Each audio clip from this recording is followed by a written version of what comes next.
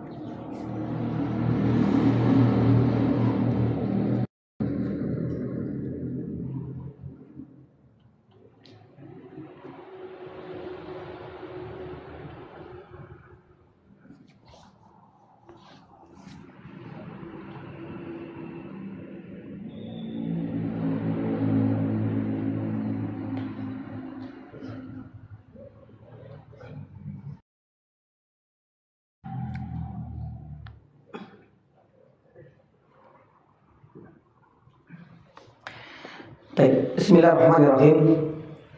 Assalamualaikum warahmatullahi wabarakatuh. Innal hamdalillah nahmaduhu wa nasta'inuhu wa nastaghfiruh wa na'udzu billahi min shururi anfusina wa sayyiati a'malina. Man yahdihillahu fala mudilla lahu wa man yudlilhu fala hadiya lahu. Wa asyhadu an la ilaha illallah wahdahu la syarika lahu. Ilahul awwalin wal akhirin wa asyhadu anna Muhammadan 'abduhu wa rasuluh. Allahumma shalli wa sallim wa barik ala Muhammad wa ala alihi wa ashabihi wa man ihtadaw bi hudahu ila yaumiddin, amma ba'd.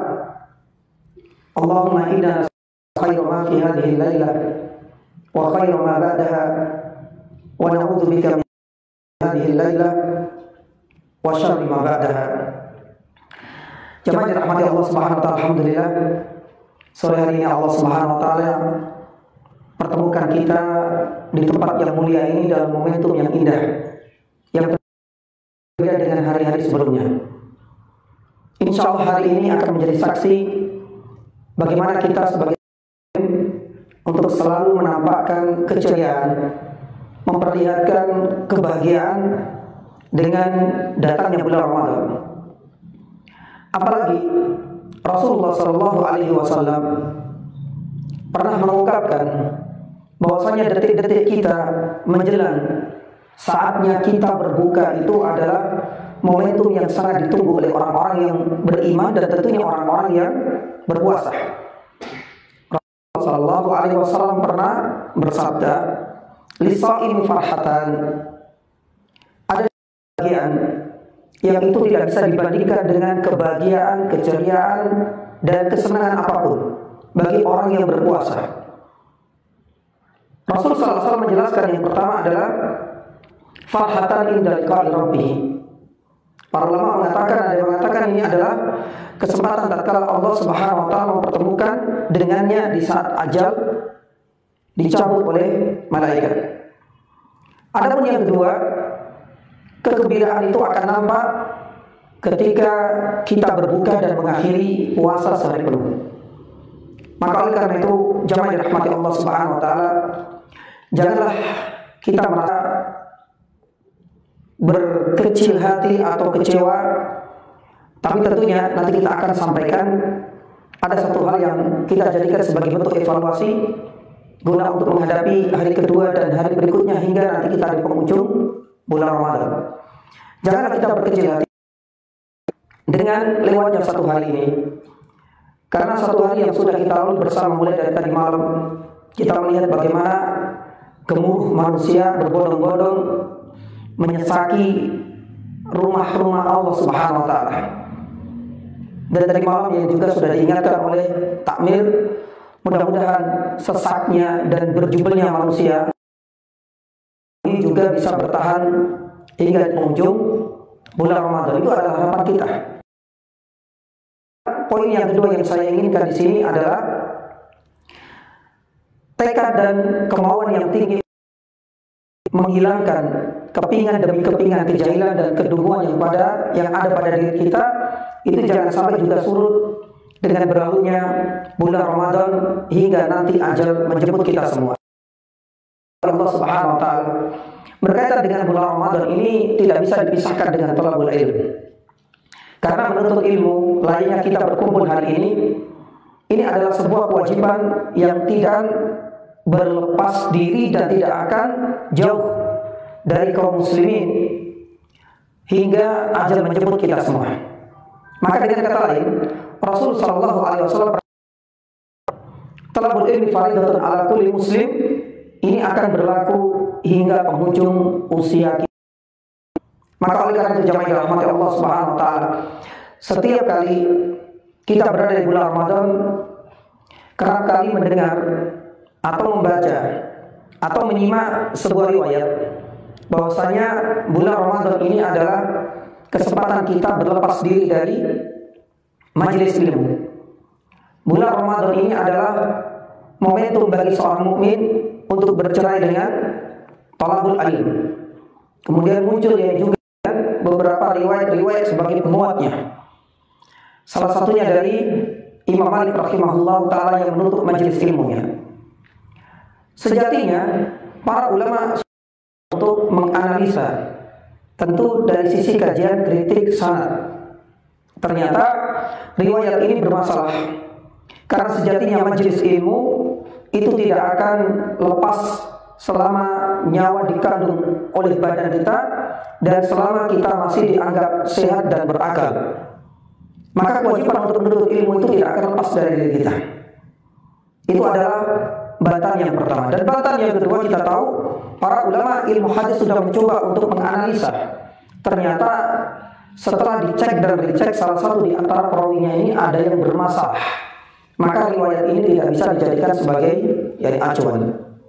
Kemudian yang ketiga, para ulama sudah menjelaskan pula jamaah dirahmati Allah, di mana para sahabat, salah satunya dalam menaklukkan kota Makkah ini adalah saksi bagaimana mereka tetap menimba ilmu dari Nabi Shallallahu Alaihi Wasallam. Mereka tetap mencari, berkonsultasi, bertanya kepada Rasul Shallallahu Alaihi Wasallam sepanjang perjalanan mereka. Para sahabat meninggalkan kota Madinah menuju kota Makkah untuk menaklukkan kota yang diimpi-impikan oleh Nabi Shallallahu Alaihi Wasallam. Bahkan tercatat dalam sejarah, tidak ada kejadian dan peristiwa dan momentum tertentu dalam perjalanan panjang Nabi Shallallahu Alaihi Wasallam itu turun paling banyak kecuali dalam peristiwa penaklukan Makkah, mulai dari berangkat hingga balik. Tidak ada wahyu yang paling banyak turun kecuali bersamaan dengan peristiwa penaklukan kota Makkah. Maka ini menunjukkan bagaimana wahyu itu tidak akan berhenti. Para sahabat pun tidak akan istirahat untuk menimba ilmu dari Nabi Shallallahu Alaihi Wasallam. Maka oleh karena itu, ini adalah di antara beberapa bantahan-bantahan yang dikemukakan oleh para ulama. Dan yang terakhir, di antara yang dijadikan momentum indah untuk menyelesaikan ilmu itu ternyata di bulan Ramadan ini pula. Sebagaimana disebutkan dalam riwayat Imam Ad-Darqutni, itu juga punya majelis ilmu. Bahkan ditekankan kepada para talabidnya, para murid-muridnya, Ramadan ini adalah momentum indah bagi murid-murid untuk menyelesaikan disiplin ilmu dan fununul ilm yang belum terselesaikan di hari-hari sebelumnya. Makanya mereka mengejar bersamaan dengan bulan Ramadan yang jamaah dirahmati Allah, ini adalah bulan penuh berkah. Allah Subhanahu wa taala berikan banyak sekali kemudahan, termasuk sejatinya kemudahan kita di dalam mencerna ilmu. Kalau seandainya di luar bulan Ramadan kita kesusahan dan kesulitan untuk menghafal murojaah Al-Quran, kesulitan dan mendapatkan kesusahan juga di dalam menghafalkan hadis misalnya, maka kita harus yakin bahwasanya bulan ini adalah bulan yang akan Allah Subhanahu wa taala berikan kemudahan untuk kita, termasuk adalah kemudahan di dalam menuntut ilmu syar'i. Maka inilah di antara rangkaian yang menunjukkan pentingnya kita tetap menjaga talabul ilm, dimanapun, kapanpun kita berada. Dan semoga Allah Subhanahu wa taala senantiasa menjaga tekad dan kemampuan kita seperti ini hingga ajal dan maut menjemput kita semua. Jamaah dirahmati Allah, Ada satu tema yang ingin kita sampaikan, dan ini adalah amanah yang diberikan oleh beberapa teman-teman yang di KMBI memaksimalkan bulan Ramadan. Insya Allah bukan bulan Ramadan yang dimaksimalkan ya, karena Ramadan ini sudah bulan penuh berkah ya. Tapi yang dimaksimalkan itu adalah ibadah kita, dan tentunya diri kita ini di dalam menghadapi bulan Ramadan, apa yang perlu kita tingkatkan, apa yang perlu kita naikkan, dan apa yang perlu kita maksimalkan. Sebagai yang jamaah dirahmati Allah Subhanahu wa taala, kita menyadari bulan Ramadan ini adalah bulan yang memang ditunggu-tunggu. Kalau kita tilik, bukan generasi Gen Z yang saat ini ya, tapi generasi para salaf yang dahulu. Sebagaimana yang sudah diulas oleh para asatidzah dan ustadz-ustadz kita, Mu'alla ibn Fadl itu pernah mengungkapkan, dahulu orang-orang saleh sebelum kita ini sudah berdoa 6 bulan sebelum datangnya bulan Ramadan. 6 bulan sebelumnya mereka bertemukan, diperjumpakan, bisa bertemu dengan bulan Ramadan, bisa melayani tamu yang agung.